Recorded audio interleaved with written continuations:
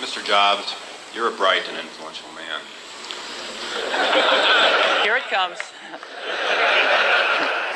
It's sad and clear that on several counts you've discussed, you don't know what you're talking about. I would like, for example, for you to express in clear terms how, say, Java, in any of its incarnations, addresses the ideas embodied in OpenDoc. And when you're finished with that, perhaps you could tell us what you personally have been doing for the last 7 years.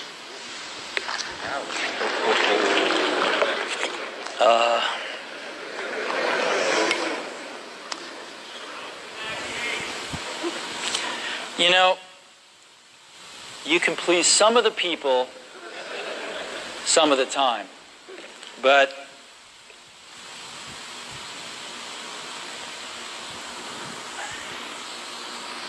one of the hardest things when you're trying to affect change is that people like this gentleman are right in some areas. I'm sure that there are some things OpenDoc does, probably even more that I'm not familiar with, that nothing else out there does. And I'm sure that you can make some demos, maybe a small commercial app that demonstrates those things. The hardest thing is, how does that fit in to a cohesive, larger vision that's going to allow you to sell $8 billion, $10 billion of product a year?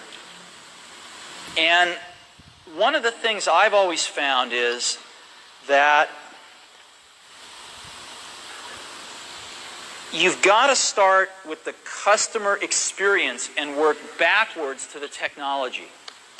You can't start with the technology and try to figure out where you're going to try to sell it. And I've made this mistake probably more than anybody else in this room. And I've got the scar tissue to prove it. And I know that it's the case. And as we have tried to come up with a strategy and a vision for Apple, it started with what incredible benefits can we give to the customer? Where can we take the customer? Not starting with, let's sit down with the engineers and figure out what awesome technology we have, and then how are we going to market that. And I think that's the right path to take. I remember with the laser writer, we built the world's first small laser printers, you know. And there was awesome technology in that box. We had the first Canon cheap laser printing engine in the world, in the United States here at Apple. We had a very wonderful printer controller that we designed. We had Adobe's PostScript software in there. We had AppleTalk in there. Just awesome technology in the box. And I remember seeing the first printout come out of it. And just picking it up and looking at it and thinking, you know, we can sell this. Because you don't have to know anything about what's in that box. All we have to do is hold this up and go, do you want this?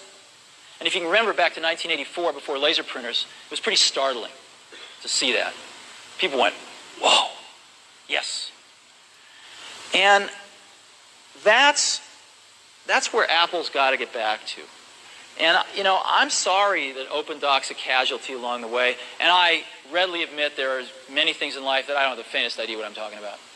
So I apologize for that too. But there's a whole lot of people working super, super hard right now at Apple. You know, Avi, John, Garino, Fred. I mean, the whole team is working, burning the midnight oil, trying to, and people, you know, hundreds of people below them, to execute on some of these things, and they're doing their best. And I think that what we need to do, and some mistakes will be made, by the way. Some mistakes will be made along the way. That's good, because at least some decisions are being made along the way. And we'll find the mistakes, we'll fix them. And I think what we need to do is support that team going through this very important stage as they work their butts off. They're all getting calls, being offered 3 times as much money to go do this, do that, the valley's hot, and none of them are leaving. And I think we need to support them and see them through this and write some damn good applications to support Apple out in the market. That's my own point of view. Mistakes will be made, Some people will be pissed off. Some people will not know what they're talking about. But I think it is so much better than where things were not very long ago. And I think we're going to get there.